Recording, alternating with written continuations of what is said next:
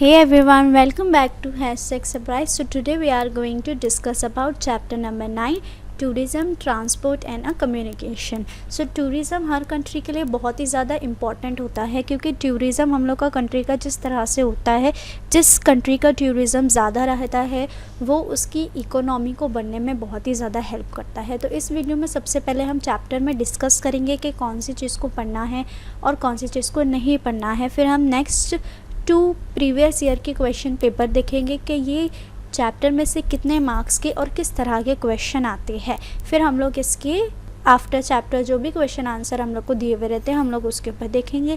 तो ये जो रेड में है आपका, ये रिड्यूस सिलेबस में कट किया गया है। अगर यहाँ पे आपको नॉर्मली जोग्राफिकल एक्सप्लेनेशन दी हुई है ब्राज़ील की, जिसको आप रीड करोगे तो अच्छा है, क्योंकि रीडिंग इज़ मस्ट, क्योंकि रीडिंग ही आपके एक मार्क्स का जो क्वेश्चन आता है नॉर्मली वही लोग अटेंड करते हैं जो चैप्टर को अच्छे से रीड करते हैं। और यहाँ पे इंडिया का दिया हुआ है। अब देखो, इंडिया की जो टूरिज़म है ना वो बहुत ही ज़्यादा हाई हो चुकी है फ़िलहाल, क्योंकि इंडिया एक बहुत ही अच्छी जगह बन चुकी है जहाँ पे लोग विज़िट करना पसंद करते हैं। अगर तुम लोग यहाँ पे ब्राज़ील का देखते हो तो यहाँ का सी देखो कितना अच्छा दिया हुआ है।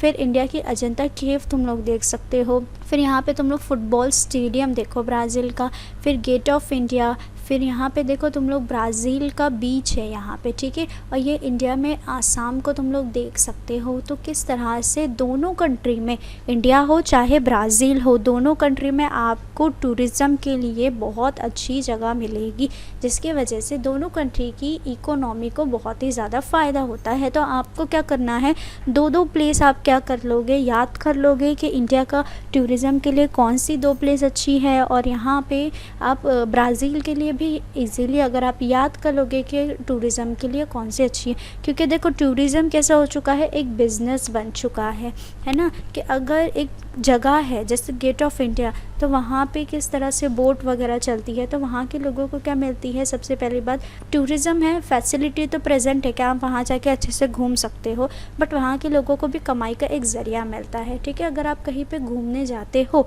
तो आपको कैसे अलग अलग चीज़ें दिखाई देने मिलती है, अलग अलग कल्चर दिखाई देने मिलता है, और आप तो इंजॉय करते ही हो, आपका इंटरटेनमेंट होता ही है, लेकिन वहाँ के लोगों का भी फ़ायदा होता है। तो यहाँ पे जो है टूरिज़म वो बहुत ही ज़्यादा बूस्ट करता है इकोनॉमी को।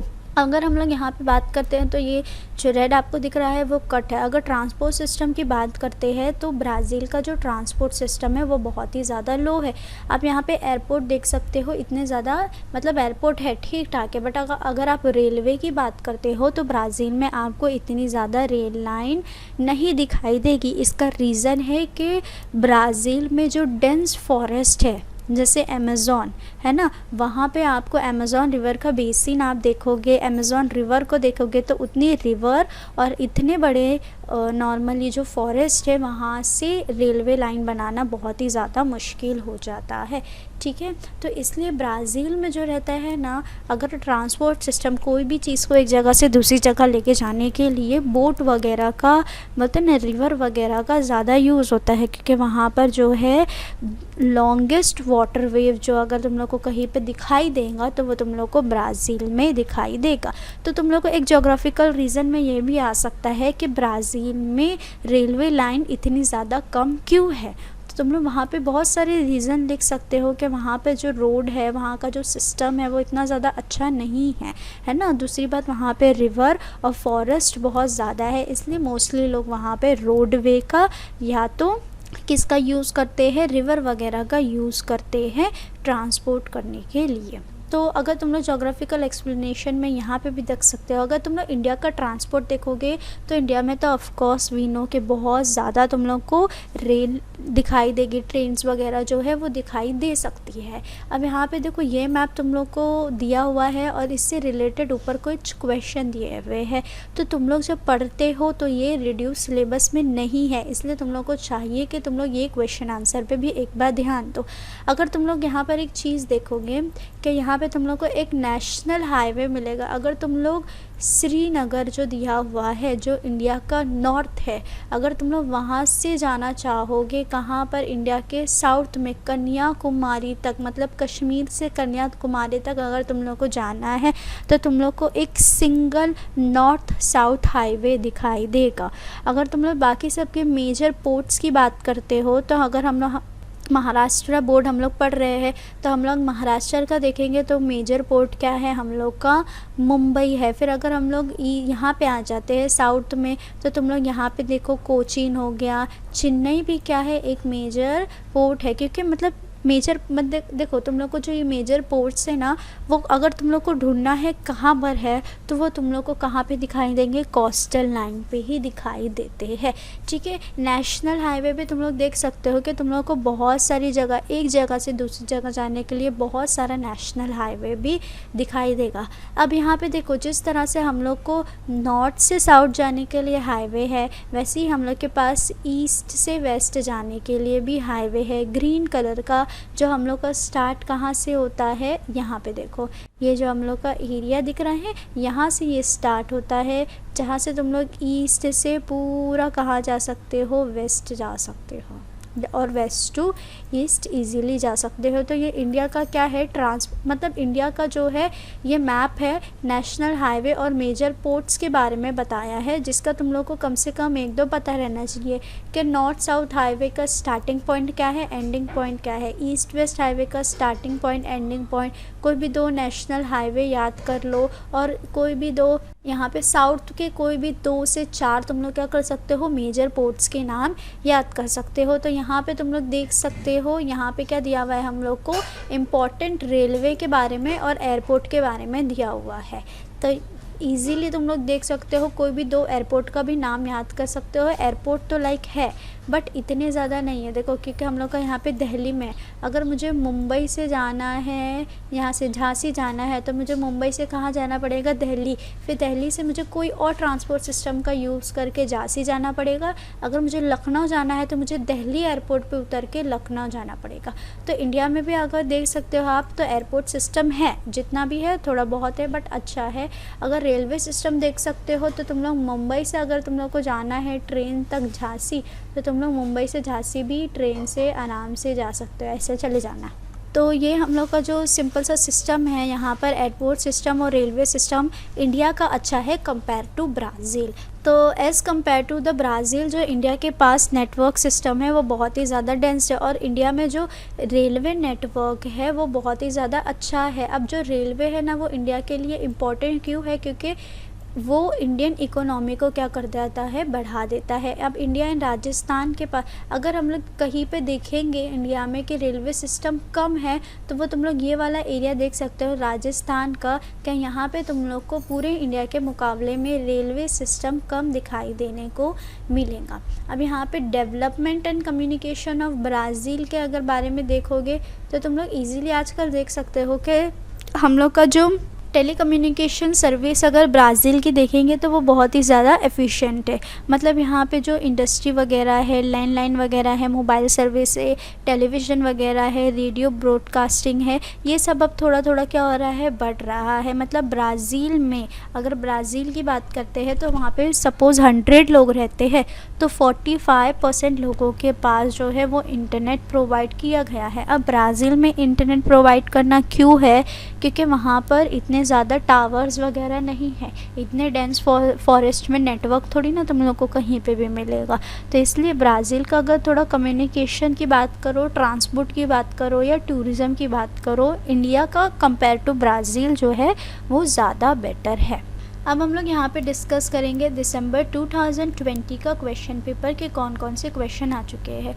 तो सबसे पहले यहाँ पे 1 मार्क्स का क्वेश्चन हम लोग देखेंगे कि ऐसा इंडिया में कौन सी जगह है जहाँ पे तुम लोग को रेलवे नेटवर्क कम दिखाई देना पड़ेगा। तो हम लोग इजीली मैप में भी देखे थे तभी कि राजस्थान जो है वहाँ पर हम लोग को कम दिखाई दिया था। अब नेक्स्ट क्वेश्चन क्या दिया हुआ है, हम लोग को यहाँ पर मैप को ऑब्जर्व करना है और टोटल 5 क्वेश्चन है जिसमें से हम लोग को 4 को क्या करना है, अटेम्प्ट करना है। तो फर्स्ट क्या दिया हुआ है कि ये मैप क्या शो कर रहा है। तो हम लोग देख सकते हैं यहाँ पे इतना बड़ा नाम दिया हुआ है कि ये नेशनल हाईवे और मेजर पोर्ट्स के बारे में बताया हुआ है। तो हम लोग पूरा आंसर लिखेंगे कि ये मैप जो है वो शो कर रहा है national highway and major ports. अब सेकंड क्वेश्चन हम लोग को क्या दिया हुआ है, name the two place which connect north south highway. तो दो जगह का आपको नाम याद रखना है, श्रीनगर और कन्याकुमारी। ये दो जगह जो है वो क्या करती है, नॉर्थ हम लोग का श्रीनगर और साउथ कहाँ पर है, कन्याकुमारी। तो कश्मीर से कन्याकुमारी जाने के लिए ये दो जगह जो है वो कनेक्ट करती है। अब कोई भी ईस्टर्न कोस्ट के तुम लोग दो नाम याद कर सकते हो। फिर नेक्स्ट हम लोग को क्या देखने का है, साउथ मोस्ट में जो है, मतलब साउथ में आने का सबसे देखो यहाँ पे कोचीन, तो तुम लोग लिख सकते हो। और महाराष्ट्र का अगर हम लोग इम्पोर्टेंट पोर्ट की बात करें तो एज वी नो मुंबई। तो ये आपका बेसिक नॉलेज अगर आपको रही तो आप एकदम फटाफट आंसर लिख लोगे, आपको ढूंढने की भी ज़रूरत नहीं पड़ेगी। Let's see March 2019 question paper. तो यहाँ पे देखो आपको 2019 में भी और 2020 में भी अगर मैप जो 4 क्वेश्चन दिए हुए रहते हैं मैप को देख के सॉल्व करने के लिए, वो कहाँ से आ रहे हैं, चैप्टर नंबर 9 से आ रहे हैं। तो यहाँ पे आपको चैप्टर नंबर 9 के मैप पे ज़्यादा ध्यान देना है। तो सबसे पहले आपको ये 4 मार्क्स के लिए दिया हुआ था, जोग्राफिकल रीजन भी है और वो देखो रेलवे के ऊपर ही दिया हुआ है, ठीक है। अब यहाँ पे देखो आपको कितने 6 क्वेश्चन दिए हुए हैं, जिसमें से आपको कितना अटेंड करने बोले हैं, 4 मार्क्स के लिए। मतलब each question contain each mark. First question बहुत ही इजी रहता है, इसका आंसर डायरेक्ट आपको यहाँ पे ऊपर ही मिल जाएगा, important railway routes and airports. Okay, अब any 2 airports from eastern coast में आना है यहाँ नीचे की तरफ, और कोई भी 2 एयरपोर्ट का आप नाम लिख सकते हो, ठीक है। अब नेक्स्ट क्या दिया हुआ है, in which state railway route are, ऐसी कौन सी जगह है जहाँ पे रेलवे नहीं है। तो देखो राजस्थान में रेलवे है बट कम है, बट तुम लोग यहाँ पे देखो जम्मू एंड कश्मीर में मैं हिमालय के पहाड़ के बीच में से रेलवे इतना इजीली नहीं बना सकती हूँ, इसलिए वहाँ पर रेलवे प्रेजेंट नहीं है। लेट्स सी क्वेश्चन नंबर 5 हम लोग को क्या दिया हुआ है कि कौन सा रेलवे स्टेशन जो है यहाँ पर इम्पॉर्टेंट है, which is the important railway station. अगर हम लोग को मुंबई से मैंगलोर तक जाना है तो हम लोग बीच में देख सकते हैं कि वास्को डी गामा, ये रेलवे स्टेशन जो रहता है वो बहुत ही ज़्यादा इम्पॉर्टेंट होता है। अब name the northern most airport. तो अगर हम लोग इंडिया के नॉर्थ में जाएंगे तो हम लोग ने देख चुके हैं कि वहाँ पर एक ही एयरपोर्ट क्या दिया हुआ था हम लोग को, दिल्ली। तो जो दिल्ली का एयरपोर्ट होता है वो क्या होता है, बहुत ही ज़्यादा इम्पॉर्टेंट होता है। अब नेक्स्ट हम लोग को क्या दिया हुआ है, एक जोग्राफिकल रीजन आई थी 3 मार्क्स के लिए, a dense network of railway has develop in the northern Indian plain. तो हम लोग को इसका रीज़न लिखना था कि railway network is the northern Indian plain due to following reason. अब यहाँ पे देख सकते हैं हम लोग नॉर्थ की तरफ देखेंगे तो देखो नॉर्थ में इंडिया का हम लोग का क्या है, यहाँ पे दिल्ली है। ये नॉर्थ का तुम लोग एरिया देखो, यहाँ पे कितनी ज़्यादा रेलवे है। अब क्यों ज़्यादा रेलवे है वहाँ पर, क्योंकि सबसे पहले वो जगह और वहाँ का लैंड अच्छा है, वहाँ पर इंडस्ट्रियलाइजेशन है, वहाँ पर अर्बनाइजेशन है, वहाँ का देखो ऐसे तुम लोग 6 मेन पॉइंट लिखोगे ना तो भी तुम लोग को 3 मार्क्स मिल जाएंगे। और तुम लोग पूरा सा कंप्लीट पूरा सेंटेंस बना के लिखते हो तो भी तुम लोग को मार्क्स मिलेंगे। तो लेकिन ये इस तरह के ये मेन 6 पॉइंट है जो तुम लोग के आंसर में हाईलाइट होके आना ही चाहिए, क्योंकि वहाँ पर एग्रीकल्चर वगैरह बहुत ज़्यादा अच्छा है और वहाँ की सॉइल जो है वो फर्टाइल है, मतलब वहाँ पर ईजीली खेती बाड़ी हो सकती है और वहाँ पर जो प्लेंटी ऑफ वाटर सोर्स है, मतलब ज़रूरत के मुताबिक पानी भी फराहम किया जाता है। तो ये 6 पॉइंट जो है वो मेन है जो आपके आंसर में रहना ज़रूरी है। उसके बाद तुम लोग स्टेट राइट और रॉन्ग करोगे, आंसर इन शॉर्ट भी अटेंड करोगे, फिर give geographical reason. Difference between तो अभी तक आया है नहीं, बट डिफरेंशिएट बिटवीन इतना अभी तक शायद पूछा है नहीं, बट तुम लोग छोड़ोगे नहीं, एक बार इसको कर लेना है। और नोट्स भी नहीं आई है, अगर यहाँ से ये चैप्टर में से कुछ आया है तो 1 मार्क्स का क्वेश्चन आया है, एक जोग्राफिकल रीज़न ये वाली आ चुकी है, हो सकता है ये बची हुई 4 में से एक आ जाए, और मैप के आने का चांसेस तुम लोग को यहाँ पर ज़्यादा है। और ऑब्जेक्टिव में तुम लोग को ये मैच द फॉलोइंग भी एक बार देख लेना है। तो this is chapter number 9 which is very easy to understand and study. तो ये था हमारा चैप्टर नंबर 9। अगर आपको अच्छा लगा होगा तो please share this video, subscribe this channel. Thank you.